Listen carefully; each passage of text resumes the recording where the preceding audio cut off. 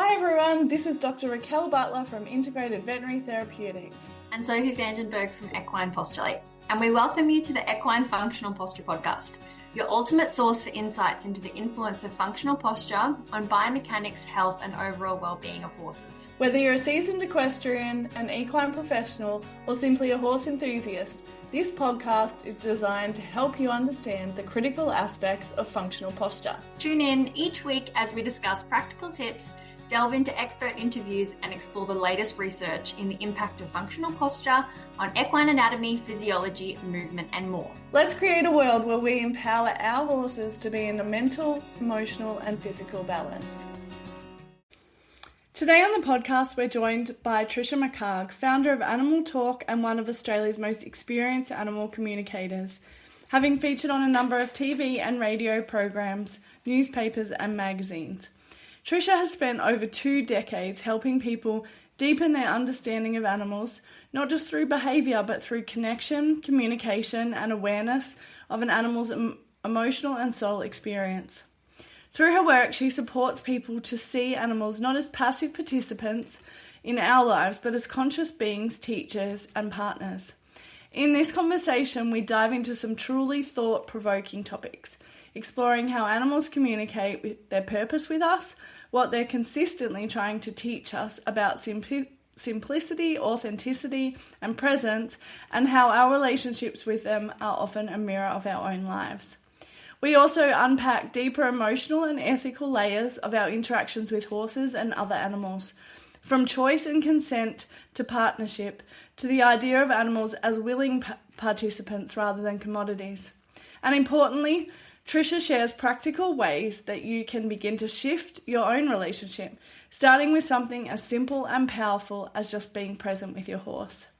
This is a conversation that may challenge the way you think, but it will also open the door to a deeper level of awareness, connection, and understanding. Hi Soph, hi Trisha. I'm so excited to have you on the podcast today. We've just had a great chat on your podcast, which I recommend people listen to, Animal Talk. And it's super exciting to have you here. I met you many years ago with a horse who was kind of telling you what they thought about what I was doing to them. So yeah, super good to have you on the show.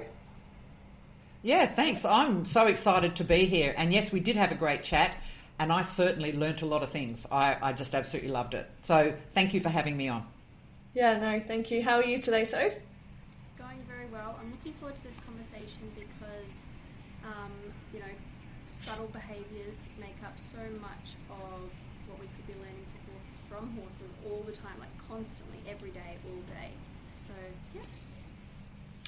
Yeah, so we would like to ask you some questions. So one of the first questions that we have is, do animals ever communicate about their purpose or relationship with their humans?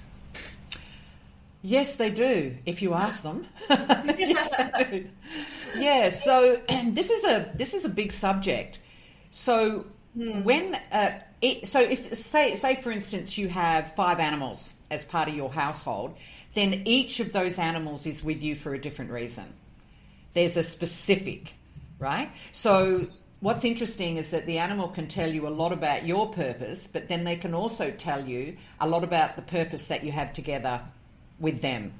And some of them are more simplistic and other ones are pretty intricate, especially when you start to get the medical ones where they're mirroring and reflecting. Yes, I've seen that. Medically. Yeah. And so have I. So it's really dogs. Yeah. And so it's always good to have a look at if your animal has something to view yourself, because animals are here as teachers. They're not really here learning like we are. They're here teaching. And if we listen to them, we can learn a lot about ourselves, life, and lives become a whole lot better, because when you're looking through the perspective of calmness, tranquility, and seeing things as they really are, well, that comes directly from an animal, and they see things in a very different way to what we do. And I suppose because we're in it, so it's hard to look at a situation when you're sitting in it as opposed to when you're viewing it.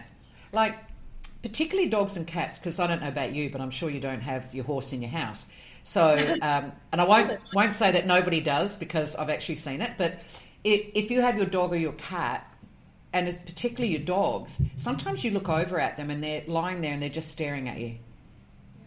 And some people go, are they trying to, excuse me, are they trying to tell me something? And, well, they are, but in a different way. Sometimes they're just observing you. Like, I liken animals to knowing you better than you know yourself. So if I really want to know anything about that person, I ask their animal. Because it comes from a very different view, because we have masks, facades, few other things to fit in with society. They see beyond all that. They go right to the heart centre. They see exactly who you are. They know exactly why you're here. And that's where this soulful purpose comes in. That's interesting. Yeah.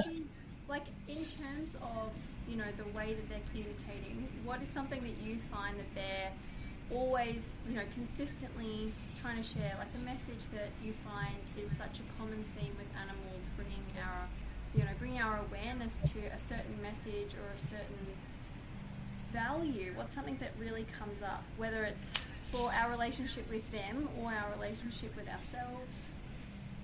Well, sometimes it applies to both, funnily enough.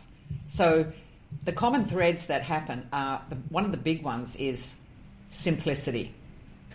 Why do you make your life so complex? Simplify everything.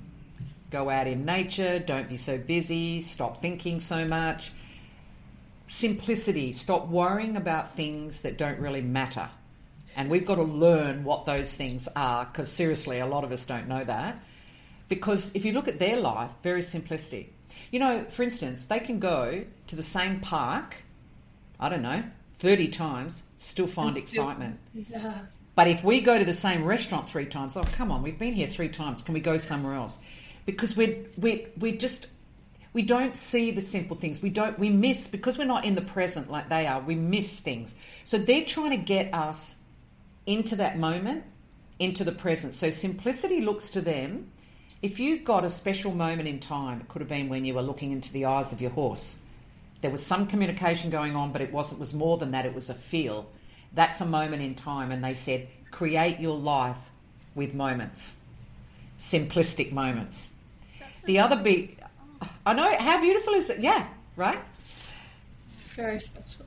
And then the embodiment of love, you know, to be constantly loved. And because I was going, you know, I was really thinking about, you know, just the fact that I listened to a podcast there on authenticity, and I was thinking about animals and how authentic they are. And I wanted to ask you, do you find horses constantly encourage us to be authentic to our own goals and our own lives versus what a wider community, you know, or the world, or the impression that we get from, you know, social pressure tells us that we should pursue or that we should have, like, you know, everything from money or winning to notoriety, fame, you know, or even just appearing to be a perfect horse person in the eyes of other horse people. Yeah. Well, if we go back to the last question about the common threads, the other 2 things that come through, well, one of the main ones is to have fun. Yeah. We forget that as humans, right? So we completely forget to have fun. And they said, if you don't have fun, you can't have fulfillment. Go figure, right? So you have to have that as one of your key elements. They often put love and fun together. That's the 2, you know, words they use. And also about being who you truly are. And we know partially who we are. Some of us know more than others, but you know when you're not being authentic. So when an animal sees you, they know the difference between those 2 things, whereas people don't always. People get fooled, or they think, or then they live with you and they go, oh, you're really different, right? I thought you were like this and you were like that. When you get an animal, you know, because they don't change unless they've been in an unfavourable environment and you've just put them into a favourable. Then they change. But what I'm saying is they'll still be authentic to their moment. We need to learn that. We need to know how to be authentic, because when you're authentic, if you want to look at a person like Steve Jobs, and he became very ill with pancreatic cancer. And I remember his words saying, wow, I've just realised that I've been rich, famous, you know, none of that matters when you're about to head off or you're unwell. None of that matters. Because if I had a $15 watch or I've got a $3,000 watch, it still tells the time. It doesn't matter what car you're in, it still gets from A to B. The beauty of animals is they don't care whether you have a mansion or whether you don't. What they care about is what's in your heart centre. Because if that's not authentic, you might find animals shy away from that person because they don't. They can't be with that person because they would have to be fake to be with you, and they won't do that under any circumstance. So I think they're a lot more true in authenticity than we are. And the interesting thing about horses, as opposed even to other animals, first of all, they are the absolute bridge between like sort of captive and freedom. They are a freedom animal. And they kind of bridge those two worlds. Yeah, they kind of bridge them. And they also, they never agreed to be domestic. They never agreed to do it. And that's why when Raquel and I've been talking, earlier, that when we were talking about many things, that's why you want them to be a willing participant in the team of you and your horse, because they never agreed to it. They don't really like riding. I'm sorry, it's not rocket science, you know, but they'll do it because of the love and the authenticity that they have with you. And if an animal loves you, it's the most genuine love you will ever feel. Yeah. That's what I think is important. Definitely. Yeah. In animal medicine, there's the animal medicine book, Jamie Sands and David Carson, I think it is. Their story of the animal medicine of horse is that abuse of power is never wisdom, which I think is a very beautiful way of looking at it, because horses would be one of the most profound animals where we can influence and ask them to do things, and such a small amount of pressure or influence can have them do such great or generous things for us even when they don't want to. So to be wise is to know the difference. Yeah. And if you are pushing your agenda on another, whether it be horse, animal, or other animal, or a human, you got to think about that, don't you? Because what right do you have, and what are you really saying about yourself? Because everything is about, participation of both parties, or complementary, or, two halves make a whole, holistic. It's all about that.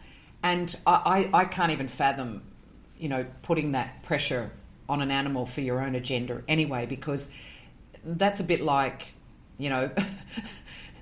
pretending that this person that you're supposedly in a partnership with, oh, he loves me. Oh, yeah, he does.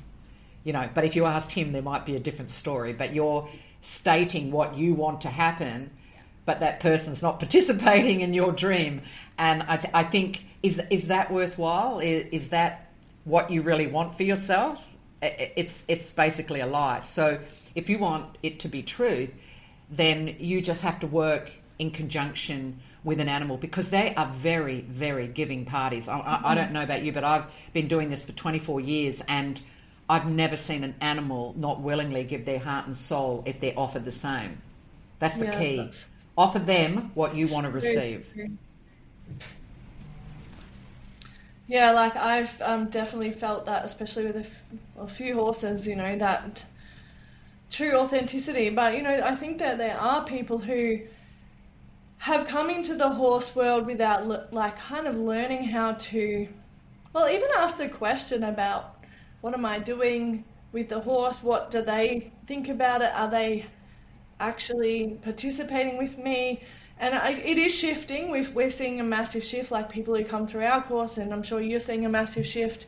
But there are still people who haven't yet got to the place where they can actually self-reflect on their relationship with horses. And I think what you said before about horses don't really like being ridden, I would like to explore that a bit more with you, and what you've had through, your communication with them, because I've noticed that, as I improve my relationship with the horses, they seem to be more of an active participant in the riding, and some less so, but some more so.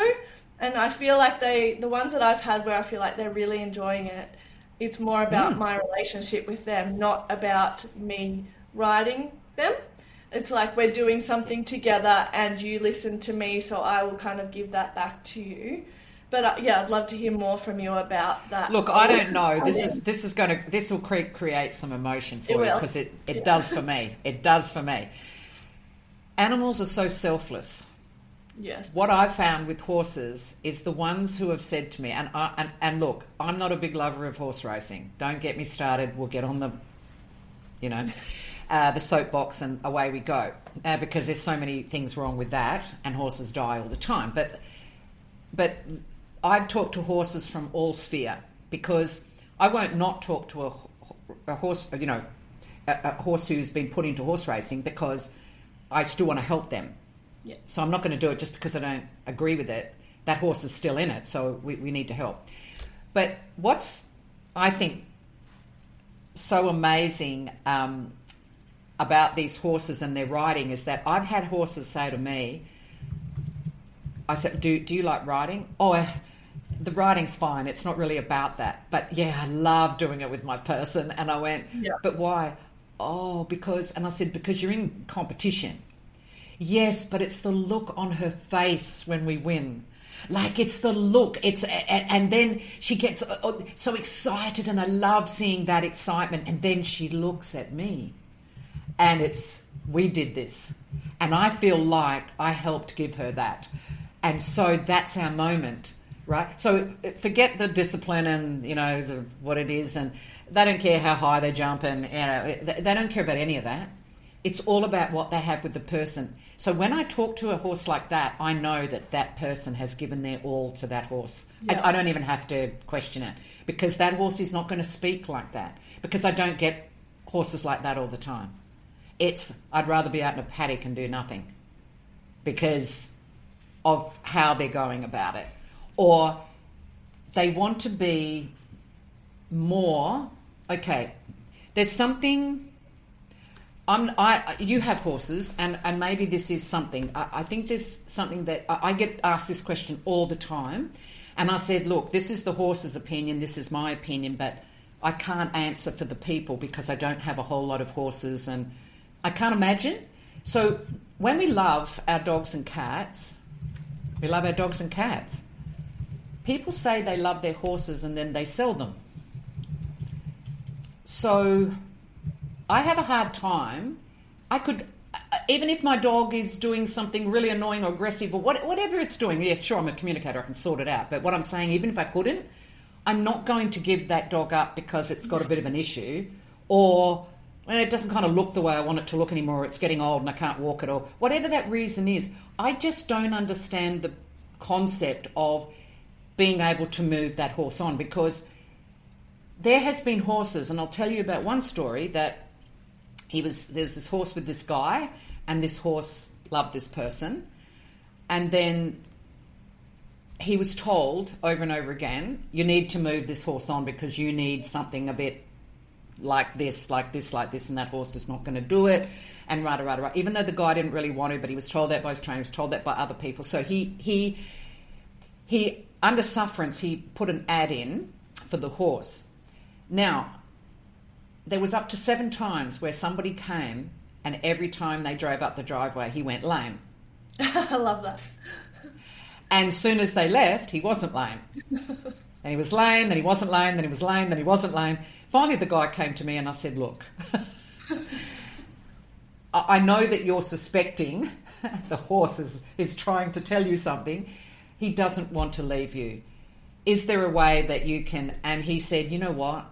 I don't care if we never ride again. I can ride someone, and I said, but it's important you still interact with this horse, because he doesn't want to just be on the property and get put out. He wants a relationship with you. That's his whole world. He was very successful on this horse. I hear it over and over and over again, where the horse doesn't want to be moved on, or doesn't want to feel like a commodity. Do you find that? Is that just me? Yes. No. I had a pony that wasn't mine, and I might get emotional, but I didn't own her. And I had a couple of sessions with a herbalist I spent a lot of money on her, and I did so much postural work, and I've never had a bond with a horse that I had with her. It was just the most amazing thing, and she was just a small pony. But one of the things that, she kind of repeatedly said was I want to stay with you. I want to know that, and I could never give her that because I didn't own her, and unfortunately she had to go back to her original owner. But, just that feeling, that connection that we had was just the most amazing thing I've ever experienced. I have that with Jelly now, but it's a different connection. But she gave me her whole heart, and she'd never done that in her life at 14, and it was so strongly that I wish that she could have stayed. I'd still take her back in a heartbeat, but I feel that horses definitely want to stay in those positions, and I've said to my husband, if any of my horses leave, they have to be put down. I'm not doing that anymore. So if I can't keep them, then that will be the option for me, because I feel the connection with all of them, and I just couldn't risk them being treated any differently, or you just don't know. You send them to the best homes, and sometimes it works out amazingly, and sometimes it just doesn't. And look, so, if the horse asks to be moved on, or they want to go and they want to experience something else that you can't give them. Oh, I'm not talking about those horses, right? But I'm talking about you have your soul connection, and you can't let them go. Well, you can't. And also, okay, here's a guy, and he's been married for 7 years, but they got married later on. They were kind of in their 40s, 50s when they got married. And then he looks at her, and this could actually happen, this is sad, but he looks at her and goes, oh, she doesn't look that good in the bikini anymore. I might just move her on and get a new one. Now, when we see that happen, oh, it's outrageous. But people are doing it with animals all the time, and it's kind of okay. How do you think that makes them feel? If you think for a minute they don't know that, because every thought you have, they have privy to. That's scary, isn't it? Right? Are they tuning in with you while you're in the house and no. But when you're around them, because they've got better things to do, but when you're around them, they are very much aware of your intention. They're very much aware of what you're thinking. Oh, I've had so many cases where, look, I had this lady once, she came to me and she said, look, all of a sudden my horse has started biting me, and it's getting quite aggressive, and, blah, blah, blah. Anyway, and she said, the problem is I'm going to this world-renowned guy is coming to Australia, and I'm going to his clinic. I've booked in, and it's in 6 weeks. We have to do something. I can't have a horse that's biting me at the clinic, right? And I went, oh, okay, all right, let's have a chat with the horse. Anyway, the horse said, I want a relationship with this person. She's all of a sudden gone off on the clinic and the this and the that, and our relationship has changed, and now I'm not sure what I am anymore, and I don't like it. So anyway, went back to her and said, what's happening? So then a few days later, or towards the end of the week, she contacted me and she goes, oh my God, what a change. Because I told her what to do, told her to get in the moment, get back to the relationship, forget all this other stuff. That's the problem. So she did. And he stopped biting her. They started having a good relationship. Then about a week and a half after that, or 2 weeks after that, she contacted me again. She goes, he's biting me again. It didn't last long. And I suspected, but, I have to speak to them. I cannot speak for them. So I connected with him again, and he said, no, she's not really interested in me. She just wants to do this clinic, and I'm just not interested. I'm not going to do it because I have to be here the whole time. We had this really close thing going and blah, blah, blah. Anyway, I told her that, and she went, oh, he's on this again. I said, see how you're talking about it? Yeah. Well, if you were doing this to a person, would they hang around? No. They know what you're thinking. Don't think that you can get past. So anyway, it must have been, a week and a half before the clinic, or maybe just on 2 weeks. I heard from her and she contacted me and she said, I just wanted to thank you very much because it's like a whole new world. And I went, what are you talking about? She goes, I go down to the paddock now and he follows me around and he gives me the nudge. And, we've got a really full-on relationship going on. Like he's like my partner. Like and I went, wow, you really did put it to work. She goes, no, I did better than that. I cancelled the clinic. Yes. He means more to me than any clinic, and I'm being stupid if I want to say otherwise. Yeah. And I said, I don't think he was going to make you cancel the clinic. She goes, I don't care. What I've got now, I'm just happy with and I love it. So, they're not stupid. And sometimes you say, they're acting out or they're acting dangerous. Yes, and we talked about how it can be physical but it can also be emotional where, no, you can't keep doing this to me and you just expect me to do this. No person would do it either.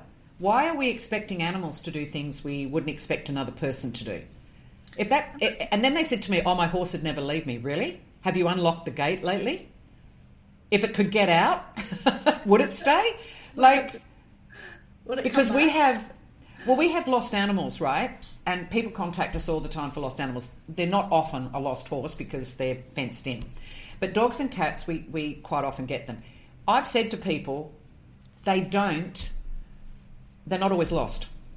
And they went, what? I said, they're not always lost. Sometimes it's a choice. And they go, what? They wanted to leave me. I said, yeah, for whatever reason. They might have finished their work with you, or unfortunately, your cat just told me you've got a dog. Not happy about that. They're going to find a house without a dog. Another dog told me that this is this. And, yeah. And some cats, okay, and this is the truth, the cat will say, I don't know, how long? And I said, yeah, but you've been gone nearly a week and the person's looking for you. And they go, look, I'll be back. I'm just on a sabbatical. And they turn up 3 weeks later, walk back in the backyard like, hey, what's the problem? And the person's going, 3 weeks, I've been looking for you. And this is, and the cat's going, chill out, please. Just chill out. Everybody needs a break. I went on vacation. So animals have their own agendas as well, and why shouldn't they? Even on our podcast, we'll discuss, are animals really free or are they in captivity? We all know they're in captivity. Yeah. So are we, for that matter, by the way, just if you want to really look at it. But they are in captivity, and what does that mean? And we were talking about having the munchies on a Saturday night, You're sitting there and you might be watching a movie and you go, I could do with some chocolate. So, I don't drink, so it's not wine, but I'll go to the cupboard and dark chocolate, but, have a little bit of chocolate. And meanwhile, your dog's sitting down there looking at you going, wish I could do that. Now, maybe not with chocolate, but with their own treat. Yeah, but with their own treats. Like, I'd love to go to they don't get any choices unless we give it to them. And I think we've just got to start realising that. Same with the horse. Your horse can't get out. It can only eat what you put in front of it. What life choices does it have?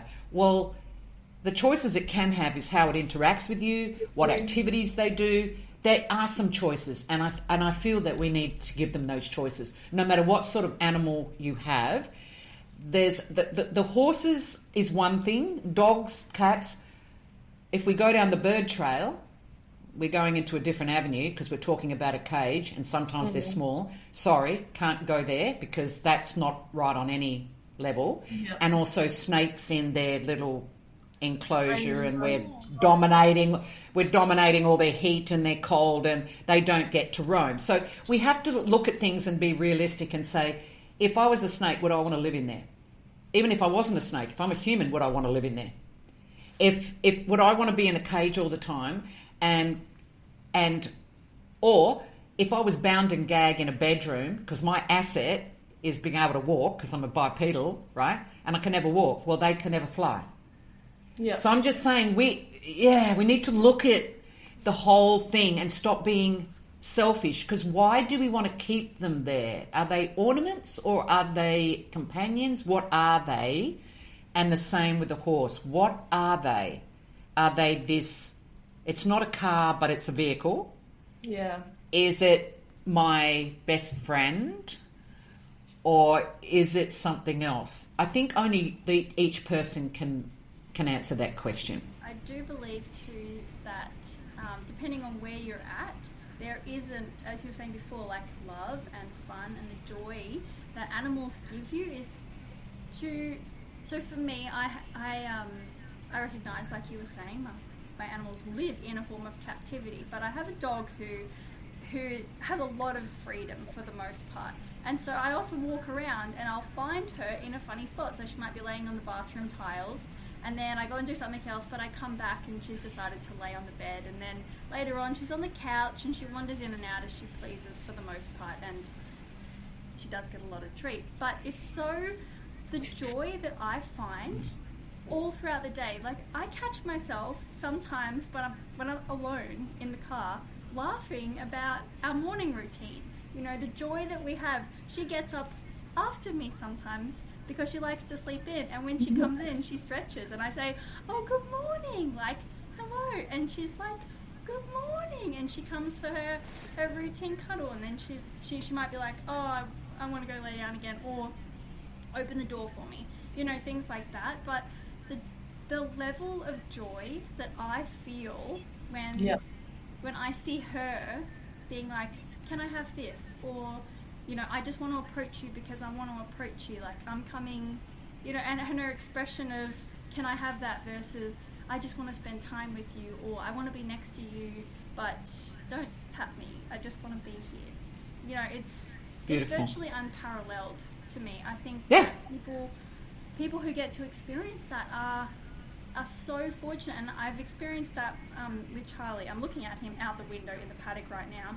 I had a communication session done with Charlie a few years ago because, like the horse you spoke of, he started biting me, and I thought, this is so annoying. You know, at the time he was more my sister's horse than mine, and I was so frustrated by it because I'd have to tell people, "Don't go near that horse, he will nip you on the back of the arm as soon as you turn around." And our communication session revealed, "He's not having a good time with you, you need to slow down." And so I basically started doing everything in slow motion. He said, "I don't like your fast hands." You know, I'm like snappy, like, get things done. And I was so frustrated because everything you just have to slow down and slow down and slow down. But again, the joy that I have found in every time that he is like, "Oh, I prefer that, I like to be with you." And it feels good. I do actually let him out. I open all of the gates, and he doesn't leave.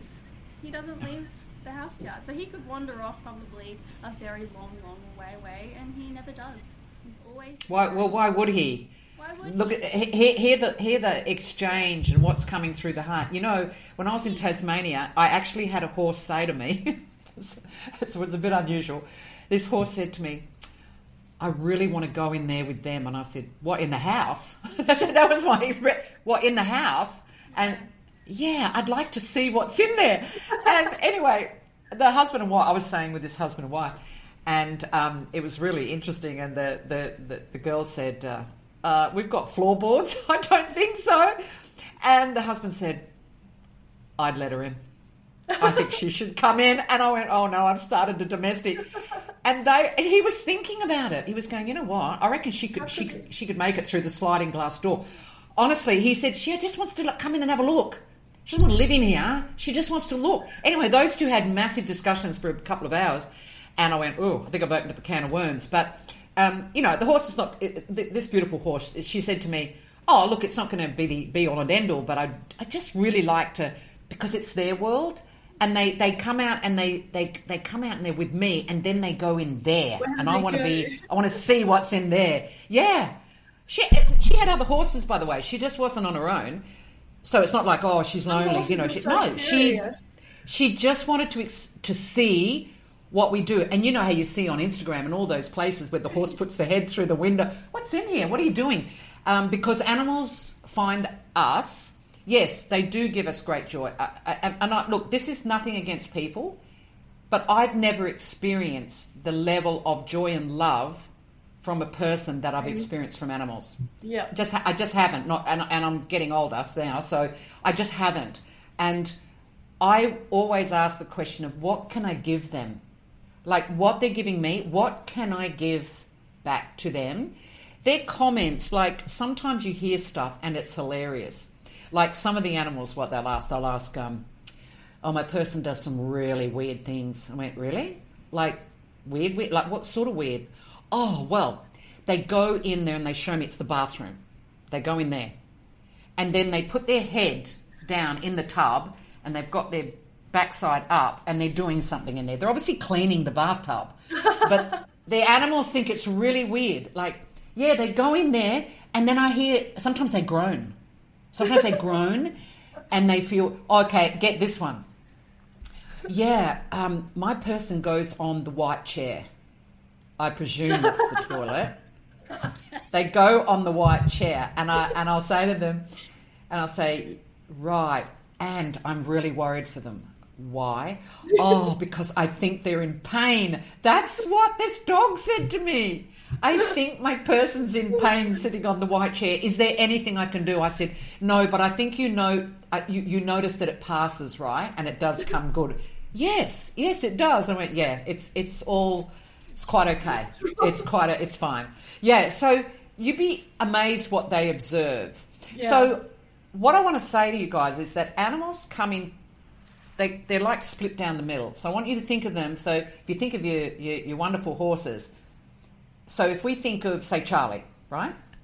Charlie is Charlie and he's got a horse's body and he does horse things. The other side of Charlie is the essence of Charlie. It's the higher power, the part that's the all-knowing. We have it too, right? So we can communicate with both of those sides. So when we're talking about the soul purpose, that kind of bigger stuff, that comes from their soul essence. We talk to that part of the being. When we want to find out, hey, why are you doing that? Or what's happening with your physical? Or we're talking to the horse, the physical horse. That's what we're talking to. So there's two sides to every animal, and that's why it depends which side you're talking to as to what information you're going to get. So at the moment, that dog talking about the white chair is talking from the dog's perspective. Yeah. If we wanted to ask more about that person in a higher fashion, we would talk to the essence of the dog. Does that make sense? And that's why sometimes you're getting amazing feelings and things happening in experiences. They can be coming from the soul essence, the consciousness, and that's why it comes in differently, it feels different, and affects you very differently. So it depends what you're experiencing, and the more you open up to that side, the more of it you will experience. Because as I say, if you saw a little Chihuahua or a Pomeranian, they're far greater than just Pookie. Yeah. You know, there's so much more to them than Pookie, you know, and that's what I think some people have a problem getting past, seeing beyond the horse, the physical aspect, you know. And I think buying and selling things is making it harder because we buy and sell cars, houses, and animals. Yeah. I mean, you know, I think in down the track it'll be done differently, but right now it's something that we can just purchase. There's countries like Germany that you can't own a dog unless you do a course. They have to see if you can look after a dog. I'd love to see that for horses. I would really that me too. Yeah. Like, so it's coming. Some basic welfare understanding to own a horse, because anyone can go own a horse no matter what your knowledge or understanding of them is these days. Well, you know, when I used to run horse clinics, I was running these horse clinics, and I loved this. They brought their horses, and we had 10 horses living on the property. So we'd have about 20 people or 30 or whatever it was. And what we'd do, we'd allocate, energetically, I would allocate a horse to each different person. They didn't get their own horse. They had a horse allocated. This wasn't to work with and to communicate with.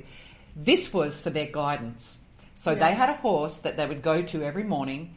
They would communicate with this horse. They'd take their notepad and they would write out on a pad what this horse had told them was their lesson for today.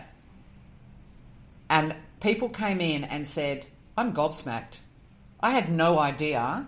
They'd come in with a full big notepad, full page of intricate stuff and things that they needed to work on. And they just went, no way. Then I was teaching them how to communicate. This woman was doing dressage with a Frisian horse.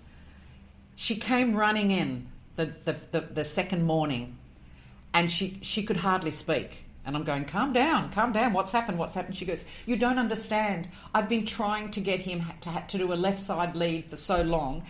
And today I used the communication and he just did it. He did it 3 times in a row. And he said to me, oh, is that what you wanted me to do? And I'm sitting there going, are you kidding me? And I said, yeah, because he didn't understand, or you were confusing. You were asking in some weird way. Yeah. So people were going, oh my God, my horse just said, oh, this just happened. Then they do remarkable things like I never choose horses. I went down to the paddock and I said, can I have 4 volunteers? I need 4 volunteers for the round yard, please. We're going to be doing a meditation. We're going to be doing a connection. And 4 horses came forward. Great. Okay. We took them up to the round yard. It's a big round yard. It's beautiful property. We put them on there and I went inside to get the people because they were having morning tea. I looked out the window and I went, oh, have another cup of tea, everyone. Have another cup of tea. Have another piece of fruit. And they go, why? And I said, the horses aren't ready, apparently. They said, no, not yet. And when we looked out there, they were all setting themselves up head to tail. They were doing different configurations. And then they said, oh, we're ready now. And everyone had the most amazing experience. They set up their position so it suited each of them. And that's very And cool. the energy fields. They were setting up what was going to happen because we always had something miraculous happen. They would go up to certain people and start healing them and then give me a running commentary on what they were doing. Like and people came out and went, I don't know what that horse did, but oh my God, I just feel so different. And sometimes they burst out into tears or whatever else. It was just wonderful to allow these horses, they volunteered, and then I never told them anything, would you mind doing this? Nothing. Please share with us what you want to show us, what you want to connect with us. They had the full control of that group and they used it. And then they'd come to me and say, oh, we're finished now. We need to go back to the paddock. I'd be going, okay. We'd open it up and off they'd trail and they'd go back and everyone was just left a bit shell-shocked and needed an hour or so before they were going to join anyone for dinner, or they just needed to sort of declutter in that moment. And that's why when I see this and I see the relationship changes, I see the horses change, I see the freedom come through the horse. So I too have developed now a program it's not, there's different programs, but the one that is sort of the main one is for people to start becoming practitioners. And we've set this up so that we can get a really amazing level of communication so that they can go out and spread that, but educate the world in what animals say. Because to me, they are the most remarkable speakers of all time. So if someone never even thought about doing this with their horse, because we get all different people listen to our podcast because, we're quite, I guess, like functional, so it's, quite physical. But if someone's like, geez, I've never really thought about like communicating with my horse, I just do what I do with them. Excuse me, how would you recommend that they start? Like just tomorrow, what could they do that might change their relationship with their horse? They've got to learn to just be with their horse. So what I mean by that is when you spend time with your horse, okay, let me do an experiment with you guys. If I said, if you're just going to go down there to the paddock and you're just going to spend time with your horse for the sake of, hey, just want to spend time with my friend, what would you be doing? What would I be doing? What would you be doing? What would you do? To just spend time with them? I'm not very good at that, but I've done it at clinics, and I would go take a chair and go sit in their yard or paddock, and I've done that, and it's actually been quite amazing, the results that I've had. So that would be what I would do. So absolutely, and that's the right answer. But so the first thing is, don't take your phone. Yes. Do not take a book, because this is as much for you as it is for your horse, as it is for your relationship. So you go down there and you can if your horse, and this is for all your listeners, if you have a horse that, doesn't quite get the drift of what you're doing in the beginning and keeps coming over to you and annoying you and all that. Because the idea of it is to go in there and just be, not interact. If your horse comes out, just sit there. Now, if it gets menacing and starts chewing on the chair and all that, then you just move it outside the paddock, close by, and you do it from there. What you're trying to do is to say to your horse, I just want to be with you. I don't expect anything from you. I don't want you to perform. I don't want to do anything on you. I want to learn about you. I want to experience you. You without me directing or doing anything. I want to see who you are. So when you sit there and you do nothing, your horse will take a while to cut on, then it'll go, hang on a minute. Doesn't want to interact, just wants to sit there. So then your horse might go over and just start grazing. And then it'll have a bit of a look at you and go, still there, not doing anything. And realise that this is the one time in your relationship where there's absolutely no expectation. You're not even feeding. You're not drinking. You're not doing anything. You are just being together. They're experiencing you. You're experiencing them, and there becomes a freedom between you because there's no expectation. We don't even have that with humans. And this lack of expectation is what makes them closer to you, because they realise that it's not all about being a horse or a person. We're just two beings sharing a space. What you can do, because people find this hard because, I'm usually doing something. You've got to learn, if you're sitting on a chair, and you might be sitting on the ground, but if you're sitting on a chair, then I want you to be aware of sounds. What can you hear? And how far away can you hear? What do you feel? Is there a breeze on your face? What does that feel like? Can you just feel it on your face? Can you feel it on your hand? What am I sitting on? How does that feel? What am I leaning up against? And then just feeling all the things around you. And you're going to see your paddock in a different way. You're going to see your trees in a different way, because this will not happen necessarily on the first day. It may take a week or so. But you need to consistently do it, and it'll take you a while to breathe, get in the moment, and be happy sitting with yourself. Nothing else. We have to learn that first. That's been my lesson the last few months. I did that with my horses recently, and Jelly, I said, what can I do for you? And he said, it's not about me, it's actually about you. And he turned it around and gave me this whole message about myself and looking after myself. And he actually neighed in my ear, which is not what he does, and was like, it's actually about you, not about me. Whereas my young horse was like, finally you came. And she was like, it was all about her, and it was so interesting, but just sitting in the moment, which we don't do, especially at home. We might do it in a clinic situation, but we often don't do it at home because we're so busy. But, I just went out there with no agenda, no expectations, did everything that you just said, became aware of my surroundings. And, initially Ellie was like, oh, I'm going to pull up the chair and I'm going to do this. And I sat on the other side of the fence with her. But, I love that you're doing that. I love it. It's like, you know what, is they can get to know you in a way they normally can't. Normally we're a busy, Sophie just went through that. That's why a horse was biting her. Yeah. When we do this, they get a chance to also, what I loved about it was that the horse can then come up to you and explore you without any barrier, meaning, you're not grabbing this or, patting and doing, you're not doing anything. You're just letting the horse maybe smell you. Maybe it wants to come up and just get in your hair, because if it tries to do that other times and you're busy, you kind of walk away. It gets time to experiment. Like, you're too close. But they're not really. They're not when they're in this frame. I had this amazing experience, and I've been put in a book. I've been put in a communicator's book because of it.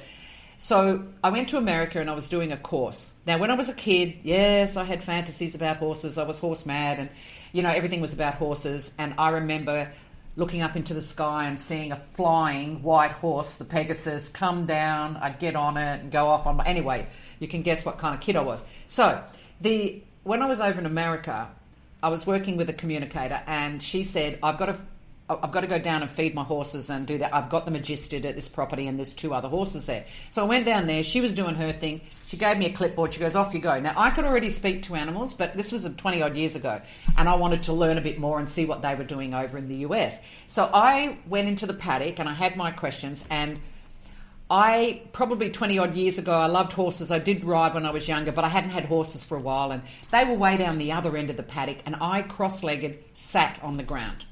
And I had my eyes closed, and I was told to do these specific things, and I was doing them. And then I heard crunch, crunch, crunch on the ground. So I opened one of my eyes, and this horse, it wasn't hers, it was the other horse there, and it was a beautiful big white horse, and it was coming closer. So I thought, I'm a bit nervous. Okay, try to breathe. Then what I did was I got into my telepathy, and I said to this horse, I'm a little bit worried about you being that close because I'm not really used to horses. Would you mind just moving away? Much to my surprise, the horse said, I won't harm you. Just trust me. Trust me. Yeah, cool. And the horse came closer and closer, and it was Brad. Anyway, I got up and sat on a chair. And then the horse came over and blah, blah, blah, and said, I'm not going to harm you. Trust me. Anyway, this went on for quite a period of time. The communicator came back in. She goes, what's going on? I went, I don't know, but that's a really pesky horse, right? Okay.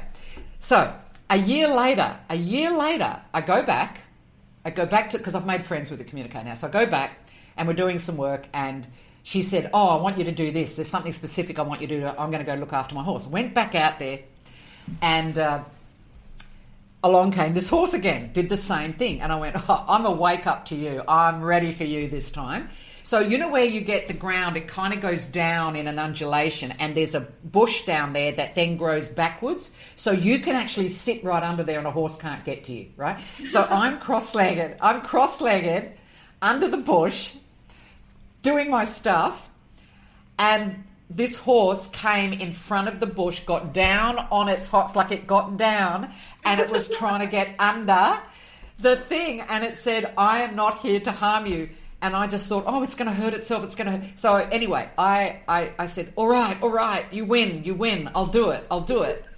And so I got up and I sat in the middle of the paddock, and I said, whatever it is that you need to do, just do it, and I will trust you. So I closed my eyes and I just sat there and started to calm myself. Anyway, it was a huge horse, and it was about 19 hands. Anyway, it came behind me. And as it was walking behind me, it tapped its hooves on the back of my hips very lightly. Tap, tap, tap. And then he walked on and he said, I told you I wouldn't harm you. And as I turned around and looked at him, and he turned around and looked, I'm going to cry, and he looked at me, he said, for I am your Pegasus. Oh. And I just went, oh my God. Anyway. From when I was a child. How does it, because that's the essence, right? Yeah. So the communicator comes around the corner, sees me in tears, the horse standing there staring at me, and she went, what just happened? And I said, I have to tell you, and I went up and was hugging the horse, and we went home, and I told her all about it, and she said, can I put this in my book because it's extraordinary? That horse just gave you a $1 million experience. That's amazing. And we do need, and when we have this communication, it's the most beautiful thing. Like that, he didn't care how long it took. He was patient, and he said, if you're going to make me come under this bush, I'll do it, because I need to show you how to truly trust. And so I did, because it was a big moment for me. And I just remember, and then when we were leaving, when I was going to go back to Australia, she went there to feed horses, and I said, I need to say goodbye to him. And Solstice, I said, I need to say goodbye to him. And she said, you don't know about horses. And I said, yeah, I do. And she went, well, when they're eating, don't bother interrupting them. And telepathically, I just said, Solstice, I love you, but I'm leaving. And he just popped his head up, came all the way over. We hugged, and she was gobsmacked. She goes, well, he would never do that for me. And I said, He's from my child. You have no idea. This goes. Yeah. This is something bigger than all of us. It's and so she put it in a book. So it's quite remarkable. And anyone can have these experiences if you'll just let yourself listen and don't have an expectation. I just let everything go. I had like a major surrender, and this horse came and showed me the most beautiful, beautiful thing. So that's for anyone out there. You know, and that's why this just being is your first step to communicating. It's your first step. It's the allowing. It's getting the heart to heart going on. It's the, hey, I don't expect anything from you. Horse will say, I don't expect anything from you. We've got this amazing space we've just created. And then after that, you've also learnt to be quiet. Because I'm telling you now, when you're busy 100% in your mind, the horse can't get through. It's like a busy signal. No animal can get through. So when you're quiet and you've learnt that in the just being, you move into the real silent stage, and then you'll start hearing the communication. It happens exactly like that. It's especially important to not...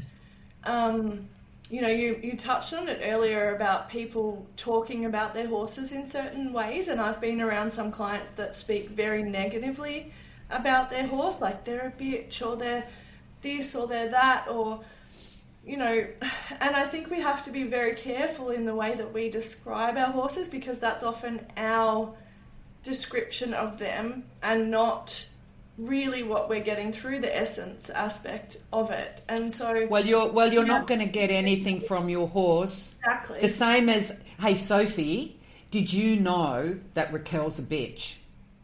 Right now, what do I expect from that?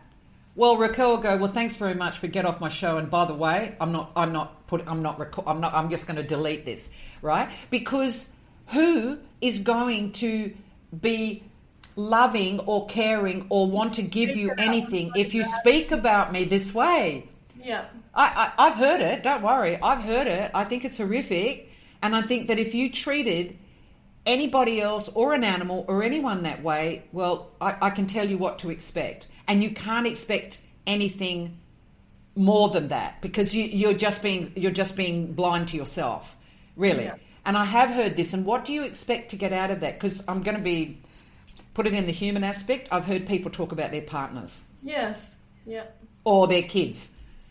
So what do you think you're going to get from that? Look, you can be angry.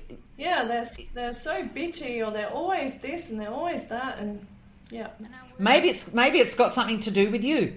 Yes. Self-reflection. Yeah, because and I've said this to you, but my philosophy is that horse was not born bitchy.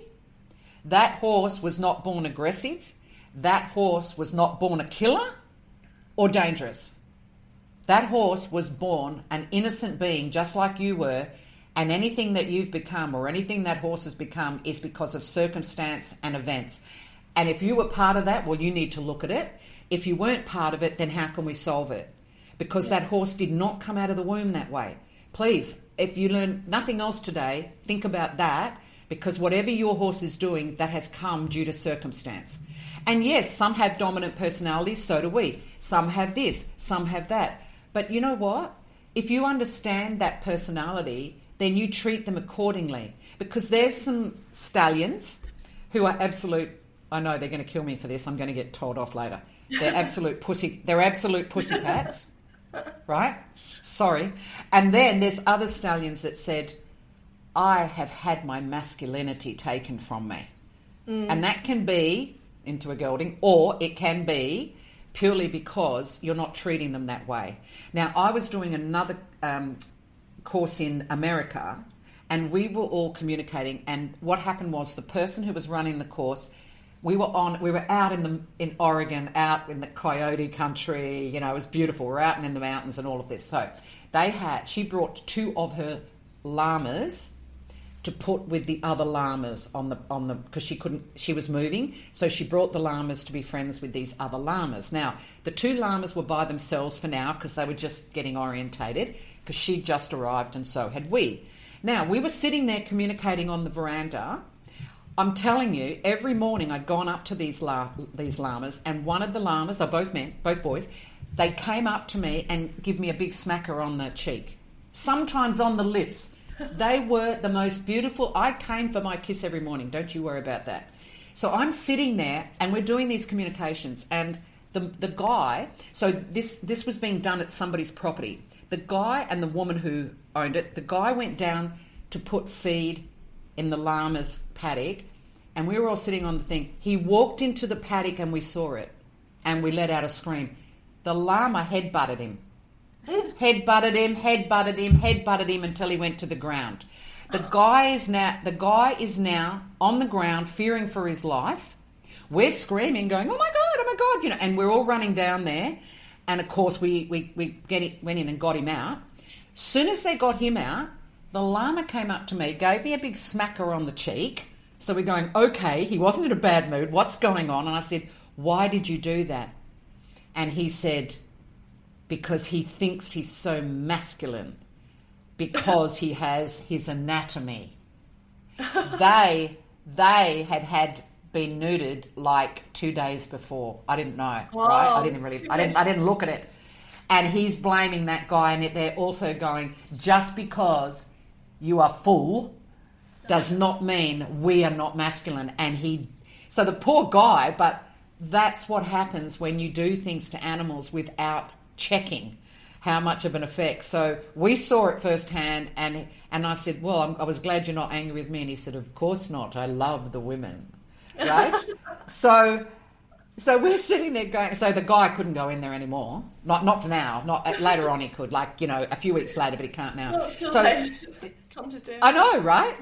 And so we're watching that. So I just want you to know that, you know, they know everything. They do get affected. They're not just these animals that just put up with your stuff and, you know, it's okay, do that to me. Because if we did it to a person, like I know in some instances you go, well, we kind of have to, and what can we do? And yeah, but we have to rethink everything, and we have to talk it over with the animal. So you know what, I like, even if an animal gets very sick, people come to me and I actually tell the animal what's happening. They know that they're not unwell, and then I'll tell them what treatment that the people are thinking about and what the kind of problem. I take them through their whole treatment, and they get a say in it. Because I found as a vet, I would do that, especially towards the end of being a vet. I would tell them what I was doing. Like, I'm going to give you a needle. Even my horses now, I can give them all an IV in the paddock with no halter. All of them. You know, I just tell them, like, I'm going to do this, and the reason I'm going to do this is because of this. And, you know, they just stand there. I just explain what's happening to them. So, yeah, I've definitely seen a lot of value. They just need to know that, Raquel. They're not, because they're say a cat is bundled up into a carrier, kidnapped, taken in a car, don't know, destination unknown, and then they go to that place. And then the question mark is, will I be staying overnight? Will I feel sick? Will they be doing that horrible thing they did to me last time? All they need is somebody to say, hey, don't worry, this is a very stock standard. It's 5 minutes, you're in, you're out, you're coming home. It's not a problem. I know you don't like going to the vet, but we're going here. Because you need that. People will say at the, oh, yeah, but, you know, we can't speak to animals. Well, even what you're saying does work. All can. And as far as communicating, that's a choice. Everyone can learn communication. You were born with it. But they just need to have the intent that this is why you're doing it, this is what, because that means the world to them. Don't treat them like dumb animals, like they don't need to know that. Like, I can't spend all day doing that. Well, don't have an animal. We had Lily Wilson, a vet from the UK, and her term that she was using that was making such a huge difference with all the horses she was working with, she was calling it cooperative care. And she reflected on, you know, dealing with animals in clinic, you know, just like responding, having that back and forth, more of a conversation with them, cleared up most of the behaviour, you know, the really difficult moments that you come up against, you know, animals in pain, animals are sick. Yeah. That there's just so much you can have this. There's a lot of, we always say, you know, like the horse or the dog or the cat, they don't really know what's going on. So, you know, we can't really talk to them about it, but you can talk to them about it, and there's so much value that you can get. how do you support people if they, I know you gave us some tips before, which, people going out, no distractions, spend time with the animal and just be. How do you support people who are interested and want to dive further into this? They want to learn from you. Yeah. Look, at the moment we run 2 programs, and one program is for people that just want to talk to their own animal. So that's the Pet Talk program. That's just you getting started, getting the conversation started. Now remember, you just need to get it started because you're already connected. You already love each other. Connection's already there. I'm just helping you go to the next level, right? So, and then you can grow on that by just constantly doing it over and over again and making that your method of communication with your animal. So that's the Pet Talk program. But obviously if somebody wants to become a communicator, because they might already be working with horses or they might already be working somewhere else, then we have the certification program. So we're running a full certification program now. It's a 12-month program, and it covers everything, 5 levels of animal communication, medical intuitives. We also, all animals are in tune with the natural world. We only have to look at the 2004 tsunamis. They knew it was coming. They knew to get out of there. Right. So what we do is we learn to connect with the natural world. So we connect with everything. So we learn that as well. And you become a practitioner that has all of the skills, but also how to solve problems. How do I solve that horse problem? How do I solve that dog problem? How do I solve that cat problem? And we work to the highest level because, what you're doing, and I'm honouring what you guys are doing with the podcast. I'm honouring the biomechanics. I'm honouring the work that you do. But we've talked about this before, Raquel, because, not all practitioners are equal, unfortunately, because some of the areas are not regulated, or they've kind of got people out there kind of saying this. I think, someone can fact check me, but to my knowledge, I'm the only one in the world that has vets endorsing the course, their certification. And the reason that happened is because we work at a very, very, very high level of efficiency. And the certification won't certify you until you're at a certain level that I can tell the whole world and the vets, hey, these practitioners are world class. And that's what we're creating, because we need accuracy. Because you've got to understand, we do work like people come to us and say, my animal is very sick. I need you to ask my animal what they want me to do. And we're talking euthanasia maybe. We're talking, you've got to be very, very efficient and accurate, because you're effectively saying, yes, do this. That's what your animal's telling me. So we take everything very seriously. And so that's what we're running at the moment. I hope in the future that there's a few more horse clinics going on and back in person, and who knows, we might do something together, Raquel, because we can do that, and then we can talk to the horses and get the horses' view on whether that's working and how they'd like that to run, and they can hear what when they're doing things, what that horse might like more from their person. So, or we could get them communicating at the same time. So there's lots of avenues for doing this, but these are the 2 programs that I've got through Animal Talk at the moment. So, so where do people find you? Oh, sorry. Sorry? We just both said it. Animal Talk. So it's animaltalk.com.au. Make sure it's a .com.au, so it's Australian. But also we are on the Animal Talk with Trisha McCagh podcast, and we are on YouTube. We have our own thing, and on Spotify, but we're on Apple. We're everywhere you can find a podcast. We're on there, so please come and definitely have a listen, because we do a lot of communication on that. We get the animal's view. So so they're the best places to find us, and of course I'll give you the links. We'll have the links in the show notes. Yeah. And you like some of the topics that you have on your podcast are super cool. So definitely recommend. We were discussing before. They're a bit different to what people might think sometimes, which is really cool. Well, we're going to the natural world as well. So we're involving plant kingdoms and shamans. Shamans are really, these are all just of nature, how everything works together. One is not better than the other.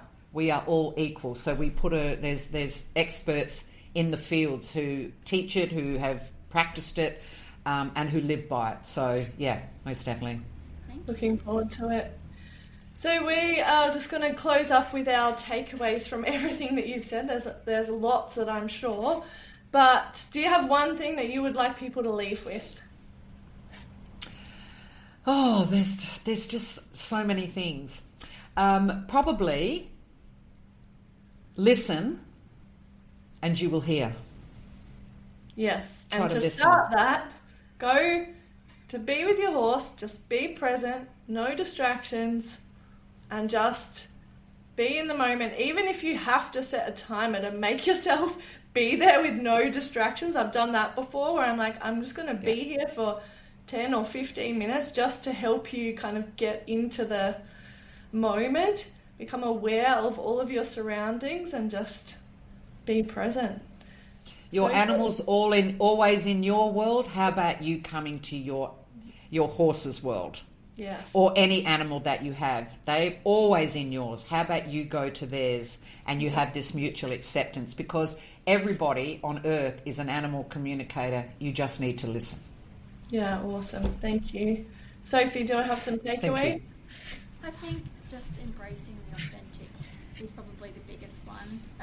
It's probably a theme in my life right now, so it's something that stands out to me. Just what, it just keeps popping up in conversations with people, that I meet. I had a conversation right before that we recorded this episode with somebody who didn't sell her dog because she knew that she had to continue and persevere, and when something small changed in her life, the dog immediately has changed its behaviour. And she said, I just know that was a representation of how everything was supposed to turn out because I needed to be authentic to myself. And animals, like you said, so true, so authentic in everything that they do. And we talk about that a lot. A horse that you see is a horse being themselves. There is no agenda. They're not trying to be anybody. And so it's just they become a role model for us to be true and to be authentic and to recognize that they have a purpose in your life. I really loved that you said if you have 5 animals in your house, each of them have come to you for a reason. I think that's very poignant, especially because we often have animals with such different personalities, and some of them are challenging and some of them are less challenging, and they are there to teach us things. Absolutely. Animals are teachers. We're actually here learning. So if you really want to learn what's the most important in life, and I mean really, then listen to an animal or observe them, mirror them, whichever way, because I spend each and every day just trying to be like them. They're the most unconditional animals or beings on the planet, actually. And if we could be half as unconditional, they don't judge, they don't care what you have, they love what's inside, and they see you for who you truly are, and they love that being. I don't think there's any better than that. I don't think you can get any better than that. So let's honour each and every being, whether they're with you or not. A bird that you pass, a lizard that you pass, whatever it is that you pass, honour and cherish it because it's worth it. Yeah, thank you so much, Trisha, for joining us. So thank you for joining myself, Dr. Raquel Butler and Sophie Vandenberg in today's podcast. Enjoy your horse time. Please subscribe to the Equine Functional Posture podcast so you don't miss our weekly episodes, and give us a 5-star rating so we can share more valuable insights. Reach out with any listener requests for topics that you'd like to hear us talk about, and if you are a business aligned with our mission, then reach out to become a sponsor of an episode.